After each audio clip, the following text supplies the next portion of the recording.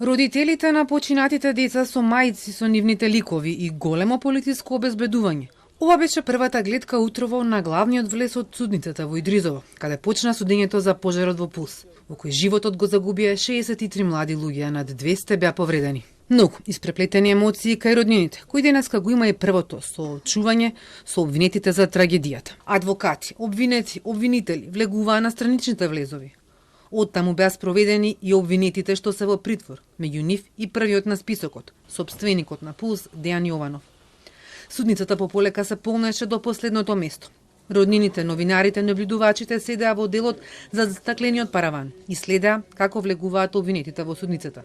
Но дека траеше судењето, неретко може да се видат солзи и да се слушнат воздишки или негодувања.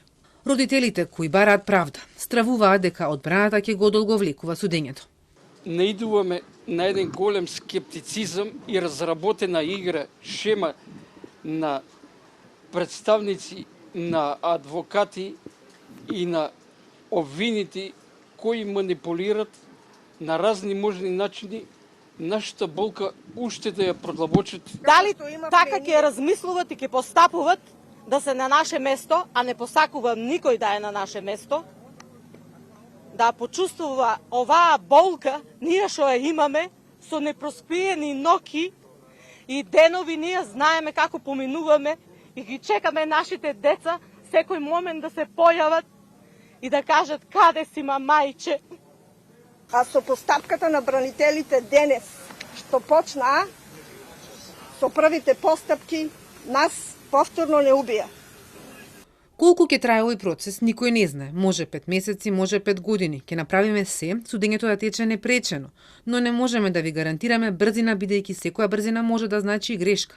Рече судиката Дијана Груевска-Илиевска, која на почетокот на рочиштето ги најави и правилата на игра. Бара, дисциплина и редовност. Сите ќе имаат право да си ја кажат својата теорија на случај, онака како они што сакаат. Сите докази кои ќе ги предлагате ќе бидат изведени од било која странка, освен некои што ќе мислиме дека се навистина ирелевантни за да не ни се одолговлекува постапката. Можеме овој совет да ви гарантираме дека колку што можеме ќе бидеме транспарентни, ќе бидеме за се што ќе се случува во јавноста, ќе бидете информирани, ќе има голем број на новинари кои сето тоа верувам дека ќе го пренесуваат. Судот ја спои постапката за сопственикот на агенцијата Рубикон Александар Нацев со останатите 37 обвинети, пошто обвинителството најави едно интегрирано обвинение и прочистена редуцирана листа со докази за економичност на постапката и со објаснување дека нема суштински измени. Адвокатите бараа одлагање. Дел од аргументите беа и тоа дека акумулација на две обвиненија представува измена на обвинението, а дека судот треба да ја овозможи на одбраната увид во ова обвинение за да може да се запознаат и со тоа кои докази се отстранети и врз основа на тоа да ја подготват и својата одбрана. Судот одлучи да нема одложување. Со интегрираното обвинение не се повредуваат правата на ниту една од странките, рече судиката, и најави дека одбраната ќе го добие и обвинението и листата на докази и до следното рочиште кога ќе треба да даваат воведен говор, ќе може дополнително да приложат до докази. Судењето продолжува следната недела со 2 закажани рочишта.